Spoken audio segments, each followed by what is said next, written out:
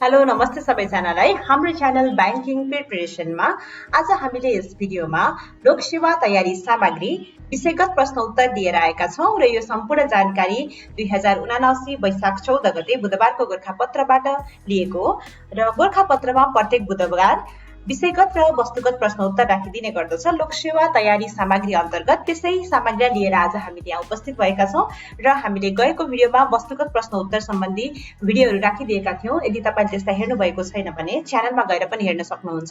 त्यसमा महत्त्वपूर्ण सामान्य ज्ञान र करेन्ट अफेयर्सहरू रहेका छन् र त्यो भिडियो फर्स्ट पेपरको लागि अत्यन्तै महत्त्वपूर्ण भिडियो पनि रहेको छ र आज यस भिडियोमा निम्न प्रश्नहरूको बारेमा छलफल गरिनेछ र प्रश्नहरू यस प्रकार रहेका छन्। प्रश्न नम्बर 1, सार्वजनिक निकायमा रहेका के कस्ता विषय सम्बन्धी सूचना प्रवाह नगरिने व्यवस्था छ उल्लेख गर्नुहोस्। प्रश्न नम्बर 2, देवानी मुद्दा भनेको के हो लेख्नुहोस्। प्रश्न नम्बर 3, भ्रष्टाचारको कसुर गरेमा के कस्ता पदाधिकारीलाई थप सजाय हुने व्यवस्था छ। प्रश्न नम्बर 4, भन्सारमा माल वस्तु निकासी गर्दा प्रज्ञापन पत्र साथ संलग्न गर्नुपर्ने कागजात के हुन् लेख्नुहोस्। प्रश्न नम्बर 5, आयकर ऐन 2058 बमोजिम के कस्ता निर्णय उपर प्रशासकीय पुनरावलोकन हुन सक्ने व्यवस्था छ। यस्तै गरी प्रश्न नम्बर 6, मूल्य अभिवृद्धि करमा के कस्ता करको रकम फिर्ता हुने व्यवस्था छ उल्लेख गर्नुहोस्। प्रश्न नम्बर 7, स्थानीय बजेट तथा कार्यक्रम तर्जुमा समितिको गठन र समितिको काम कर्तव्य र अधिकार बारे लेख्नुहोस्। यस्तै गरी प्रश्न नम्बर 8, स्थानीय विपद व्यवस्थापन समितिको काम कर्तव्य र अधिकार के हुन् उल्लेख गर्नुहोस्। प्रश्न नम्बर 9, राष्ट्रिय सहकारी महासंघको कार्यहरू के हुन्।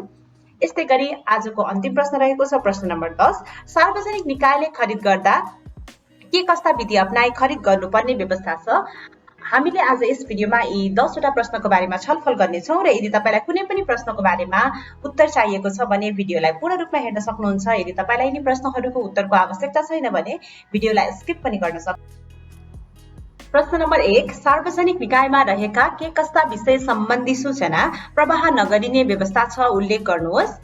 प्रत्येक नेपाली नागरिकलाई सूचनाको हक हुने तथा सार्वजनिक निकायमा रहेको सूचनामा पहुँच हुने व्यवस्था भए पनि सूचनाको हक सम्बन्धी ऐन 2064 बमोजिम सार्वजनिक निकायमा रहेका देहायका विषय सम्बन्धी सूचना प्रवाह नगरिने व्यवस्था छ जुन यस प्रकार रहेका छन्। नेपालको सार्वभौम सत्ता, अखण्डता, राष्ट्रिय सुरक्षा, सार्वजनिक शान्ति सुव्यवस्था वा अन्तर्राष्ट्रिय सम्बन्धमा गम्भीर खलल पार्ने, अपराधको अनुसन्धान, तहकीकात तथा अभियोजनमा प्रत्यक्ष असर पार्ने, आर्थिक, व्यापारिक तथा मौद्रिक हित वा बौद्धिक सम्पत्तिको संरक्षण वा बैंकिङ वा व्यापारिक गोपनीयतामा गम्भीर आघात पार्ने, यस्तै गरी विभिन्न जात जाति वा सम्प्रदाय बीचको सुसम्बन्धमा प्रत्यक्ष रूपमा खलल पार्ने र व्यक्तिगत गोपनीयता र व्यक्तिको जीव, ज्यान, सम्पत्ति, स्वास्थ्य वा सुरक्षामा खतरा पुर्याउने। प्रश्न नम्बर 2, देवानी मुद्दा भनेको के हो लेख्नुहोस्। कानूनी हक, दायित्व, हैसियत, पद, पारिवारिक सम्बन्ध एवं सम्पत्ति सम्बन्धी मुद्दालाई देवानी मुद्दा भनिन्छ। कानून बमोजिम फौजदारी मुद्दाका रूपमा परिभाषित गरिए बाहेकका अरू मुद्दा देवानी मुद्दा हुन्। देवानी मुद्दाले देहायको विषय र सोसँग सम्बन्धित मुद्दा समेतलाई जनाउँछ। नाता कायम वा सम्बन्ध विच्छेद, दस्तुर, पारिश्रमिक, तलब, भत्ता वा ज्याला, यस्तै गरी अंश, अपुताली, दान बकस, संरक्षक, माथवर, मातृक तथा पैतृक अख्तियारी, धर्मपुत्र वा धर्मपुत्री, कुनै करार, अर्ध करार वा अनुचित समृद्धि अन्तर्गतको कुनै हक वा दाबी, दुष्कृति, अर्ध दुष्कृति वा त्रुटिपूर्ण उत्पादन सम्बन्धी हक वा दाबी, यस्तै गरी सुविधाभार, क्षतिपूर्ति र देवानी प्रकृतिको अन्य कुनै विषय। प्रश्न नम्बर 3, भ्रष्टाचारको कसुर गरेमा के कस्ता पदाधिकारीलाई थप सजाय हुने व्यवस्था छ। भ्रष्टाचार निवारण ऐन 2059 अन्तर्गतका कसुर गरेमा देहायका पदाधिकारीलाई त्यस्तो कसुरमा हुने सजायमा थप 3 वर्षसम्म कैद सजाय हुने व्यवस्था यस ऐनले गरेको छ। संवैधानिक अंग वा निकायका पदाधिकारी, राष्ट्रपतिबाट मनोनयन वा नियुक्त हुने पदाधिकारी, नेपाल सरकारका विशिष्ट श्रेणी वा सो सरहका पदाधिकारी, सार्वजनिक संस्थाका प्रमुख महाप्रबन्धक वा सो सरहका पदाधिकारी। प्रश्न नम्बर 4, भन्सारमा मालवस्तु निकासी गर्दा प्रज्ञापन पत्र साथ संलग्न गर्नुपर्ने कागजात के हुन् लेख्नुहोस्। भन्सारमा मालवस्तु निकासी गर्दा प्रज्ञापन पत्र साथ संलग्न गर्नुपर्ने कागजातहरू निम्न अनुसार रहेका छन्: बीजक इन्भोइस, प्याकिङ लिस्ट, उत्पत्तिको प्रमाणपत्र, तेस्रो मुलुकमा निकासी हुनेमा भुक्तानी प्रक्रिया सम्बन्धी ब्याङ्किङ कागजात, प्रचलित कानून बमोजिम सम्बन्धित निकायको कुनै सिफारिस, इजाजत वा प्रमाणपत्र चाहिनेमा तत्सम्बन्धी कागजात, कुनै फर्म वा उद्योगले पहिलो पटक मालवस्तु निकासी गर्न लागेको भए फर्मको हकमा फर्म दर्ताको प्रमाणपत्र, उद्योगको हकमा उद्योग दर्ताको प्रमाणपत्र र त्यस्तो फर्म वा उद्योगको स्थायी लेखा नम्बर, दर्ता प्रमाणपत्रको प्रमाणित प्रतिलिपि एवं निकासी पैठारी संकेत नम्बर पेश गर्नुपर्ने व्यवस्था छ।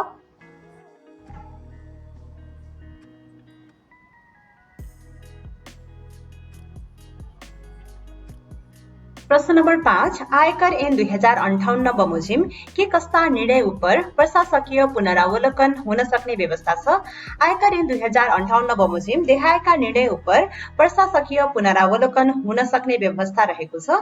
आन्तरिक राजस्व विभागले जारी गरेको पूर्वादेश, अग्रिम कर कट्टी गर्नुपर्ने, भुक्तानीमा कर कट्टी नगरेकोमा लाग्ने ब्याज र शुल्क दाखिला गर्न गरिएको निर्णय वा दिएको आदेश, यस्तै गरी कुनै व्यक्तिले दाखिला गर्नुपर्ने अनुमानित करका बारेमा विभागले गरेको अनुमान वा अनुमान गर्नका लागि गरेको निर्णय, कुनै व्यक्तिलाई आय विवरण पेश गर्न आदेश दिने गरी विभागले गरेको निर्णय, यस्तै गरी कुनै व्यक्तिले पेश गर्नुपर्ने आय विवरणको म्याद थप गरी पाउन दिएको निवेदनमा विभागले गरेको निर्णय, कुनै व्यक्तिले कुनै आय वर्षका लागि बुझाउनु पर्ने करको निर्धारण, कर बक्यौता गराएको व्यक्तिको सम्पत्तिको लिलाम बिक्री खर्चको निर्धारण, कुनै व्यक्तिले बुझाउनु पर्ने शुल्क वा तथा ब्याजको निर्धारण, प्रापकको हैसियतमा कुनै व्यक्तिले पाउने रकम भनी छुट्याई राख्नुपर्ने गरी विभागले दिएको सूचना, कर बक्यौता राख्ने व्यक्तिलाई बुझाउनु पर्ने रकम राख्ने कुनै व्यक्तिलाई विभागमा दाखिला गर्न आदेश दिने गरी विभागले गरेको निर्णय, यस्तै गरी गैर बासिन्दा व्यक्तिको तर्फबाट दाखिला गर्नुपर्ने कुनै व्यक्तिको कर दाखिला गर्न कुनै व्यक्तिलाई आदेश दिने गरी विभागले गरेको निर्णय, कर फिर्ता पाऊ भन्ने कुनै व्यक्तिले दिएको कुनै निवेदन उपर विभागले गरेको निर्णय र यस्तै गरी प्रश्न नम्बर 6, मूल्य अभिवृद्धि करमा के कस्ता करको रकम फिर्ता हुने व्यवस्था छ उल्लेख गर्नुहोस्। मूल्य अभिवृद्धि कर ऐन 2052 बमोजिम मूल्य अभिवृद्धि करमा देखाएका करको रकम कारोबार भएको मितिले 3 वर्षभित्र फिर्ता पाउन दरखास्त परेमा फिर्ता हुने व्यवस्था छ। नेपाल सरकार परराष्ट्र मन्त्रालयले कूटनीतिक मान्यता प्रदान गरेको कूटनीतिज्ञले आफूले उपभोग गरेको हदसम्म नेपालभित्र तिरेको करको रकम, नेपाल सरकार परराष्ट्र मन्त्रालयको सिफारिसमा कूटनीतिक सुविधा प्राप्त नियोगले नेपालभित्र कर लाग्ने वस्तु वा सेवा खरिद गर्दा तिरेको करको रकम, संयुक्त राष्ट्र संघ, यसका सदस्य संस्था एवं विशिष्टीकृत एजेन्सीले आफ्नो उद्देश्य अनुरूप कार्य सञ्चालन गर्ने सिलसिलामा नेपालभित्र कर लाग्ने वस्तु वा सेवा खरिद गर्दा तिरेको करको रकम, यस्तै गरी नेपाल सरकार अर्थ मन्त्रालयले कर छुटको सुविधा प्रदान गरेको अन्तर्राष्ट्रिय संस्था वा त्यस्तो संस्थाले तिरेको करको रकम, नेपाल सरकार अर्थ मन्त्रालयबाट कर छुटको सहमति प्राप्त दुई वा बहुपक्षीय सम्झौता बमोजिम नेपालभित्र आयोजना सञ्चालन गर्ने सिलसिलामा तिरेको करको रकम, भूलबाट असुल गरिएको करको रकम, कर फिर्ता अन्तर्गत कूटनीतिक निकाय वा कूटनीतिज्ञले कर लाग्ने वस्तु वा सेवा खरिद गर्दा तिरेको कर एक पटकमा 10। यस्तै गरी मूल्य अभिवृद्धि कर ऐन 2052 बमोजिम मूल्य अभिवृद्धि करमा देखाएका करको रकम कारोबार भएको मितिले 3 वर्षभित्र फिर्ता पाउन दरखास्त परेमा फिर्ता हुने व्यवस्था रहेको छ र यसका अन्य पोइन्टहरू यस प्रकार रहेका छन्। कुनै उपभोक्ताले वस्तु तथा सेवा खरिद गर्दा त्यस्तो खरिदको मूल्य प्रचलित कानून बमोजिम विद्युतीय माध्यमबाट भुक्तानी गरेमा निजलाई नगद प्रोत्साहन स्वरूप भुक्तानी गरेको करको 10% रकम आन्तरिक राजस्व विभागले तोकेको प्रक्रिया बमोजिम निजको ब्याङ्क खातामा फिर्ता गरिने व्यवस्था रहेको छ। नेपाल भ्रमण गरी हवाई मार्गबाट फर्कने विदेशी पर्यटकले 25,000 रुपैयाँ भन्दा बढीको कर लाग्ने वस्तु खरिद गरी आफूसँग लगेमा आन्तरिक राजस्व विभागले तोकेको प्रक्रिया अनुसार त्यस्तो वस्तुमा तिरेको कर फिर्ता दिइने र त्यस्तो फिर्ता हुने रकमको 3% रकम सेवा शुल्क बापत कट्टा गरिनेछ। यस्तै गरी कुनै वस्तु पुनः निर्यात भई परिवर्तीय मुद्रामा अग्रिम रूपमा भुक्तानी प्राप्त भएमा सम्बन्धित व्यक्तिले खरिदमा तिरेको मूल्य अभिवृद्धि कर बापतको रकम निजलाई फिर्ता दिइनेछ। यस्तै गरी प्रश्न नम्बर 7, स्थानीय बजेट तथा कार्यक्रम तर्जुमा समितिको गठन र समितिको काम, कर्तव्य र अधिकार बारे लेख्नुहोस्। स्थानीय तहको वार्षिक बजेट तथा कार्यक्रम तर्जुमा गर्न प्रत्येक पालिकामा बजेट तथा कार्यक्रम तर्जुमा समिति गठन गरी सो समितिको काम, कर्तव्य र अधिकारको व्यवस्था स्थानीय सरकार सञ्चालन ऐन 2074 मा गरिएको छ, जसलाई निम्न अनुसार प्रस्तुत गर्न सकिन्छ। बजेट तथा कार्यक्रम तर्जुमा समितिको गठन यस प्रकार रहेको छ। गाउँपालिकाको उपाध्यक्ष वा नगरपालिकाको उपप्रमुख संयोजक, विषयगत क्षेत्र हेर्ने गाउँ कार्यपालिका तथा नगर कार्यपालिकाका सदस्यहरू सदस्य, प्रमुख प्रशासकीय अधिकृत सदस्य र योजना महाशाखा विभाग वा शाखा प्रमुख सदस्य सचिव। अब हेरौं बजेट तथा कार्यक्रम तर्जुमा समितिको काम, कर्तव्य र अधिकार, जुन बुदागत रूपमा यस प्रकार रहेका छन्। आगामी आर्थिक वर्षको कार्यक्रमको प्रस्ताव तयार गर्ने, स्रोत अनुमान तथा बजेट सीमा निर्धारण समितिले दिएको बजेट सीमाभित्र रही बजेट तथा कार्यक्रमको प्राथमिकीकरण गर्ने, बजेट तथा कार्यक्रमको प्रस्तावलाई विषय क्षेत्रगत रूपमा छलफल गर्ने व्यवस्था मिलाई अन्तिम प्रस्ताव तयार गरी कार्यपालिकामा पेश गर्ने, योजना तथा कार्यक्रममा दोहोरोपना हुन नदिने व्यवस्था मिलाउने। यस्तै गरी योजना कार्यक्रम बीच आपसी तादात्म्यता तथा परिपूरकता कायम गर्ने र कार्यक्रम तर्जुमा सम्बन्धी स्थानीय तहको आवश्यकता बमोजिमका अन्य कार्य गर्ने। यसै गरी प्रश्न नम्बर 8, स्थानीय विपद व्यवस्थापन समितिको काम, कर्तव्य र अधिकार के हुन् उल्लेख गर्नुहोस्। विपद जोखिम न्यूनीकरण तथा व्यवस्थापन ऐन 2074 ले प्रत्येक स्थानीय तहले गाउँपालिकाको अध्यक्ष वा नगरपालिकाको प्रमुखको अध्यक्षतामा बढीमा 15 जना सदस्य रहेको स्थानीय विपद व्यवस्थापन समिति गठन गर्नुपर्ने व्यवस्था गरी सो समितिको काम, कर्तव्य र अधिकारको व्यवस्था गरेको छ, जसलाई निम्न अनुसार उल्लेख गर्न सकिन्छ। विपद जोखिम न्यूनीकरण तथा व्यवस्थापन राष्ट्रिय परिषदबाट स्वीकृत राष्ट्रिय नीति तथा योजना एवं कार्यकारी समिति र प्रदेश विपद व्यवस्थापन समितिबाट स्वीकृति एकीकृत तथा क्षेत्रगत नीति योजना कार्यक्रम अनुरूप हुने गरी स्थानीय विपद व्यवस्थापन योजना तर्जुमा गरी कार्यान्वयन गर्ने, स्थानीय तहलाई विपद व्यवस्थापनका लागि बजेट विनियोजन गर्न लगाउने, सरकारी, निजी एवं गैर सरकारी संस्था, स्थानीय स्वयंसेवक, सामाजिक परिचालक लगायतका सम्बन्धित सबै पक्षको समन्वय र संलग्नतामा विपद व्यवस्थापन सम्बन्धी कार्य गर्ने गराउने। यस्तै गरी स्थानीय तहका पदाधिकारी, कर्मचारी, स्वयंसेवक, सामाजिक परिचालक तथा समुदायलाई विपद व्यवस्थापन सम्बन्धमा प्रशिक्षण दिने व्यवस्था मिलाउने, भौतिक संरचना निर्माण गर्दा भवन संहिता लगायतका अन्य स्वीकृत निर्देशिका वा मापदण्डको पालना गराउने। यस्तै गरी स्थानीय समुदायलाई विपद प्रति जागरूक बनाउन, विपदसँग सम्बन्धित योजना तथा कार्यक्रम तर्जुमा गर्न तथा विपदको घटना हुनासाथ प्रतिकारका लागि परिचालित हुने वा समुदाय स्तरमा विपद पूर्व तयारी तथा प्रतिकार समिति गठन गर्ने। यस्तै गरी विपद प्रतिकारका लागि आपतकालीन अभ्यास गर्ने गराउने। यस्तै गरी स्थानीय विपद व्यवस्थापन समितिको काम, कर्तव्य र अधिकारहरूमा रहेका छन्। विपद प्रभावित क्षेत्रमा उद्धार तथा राहतको व्यवस्था गर्ने, विपद व्यवस्थापन सम्बन्धमा सार्वजनिक संस्था तथा व्यावसायिक प्रतिष्ठानले कार्य गरे नगरेको अनुगमन गर्ने।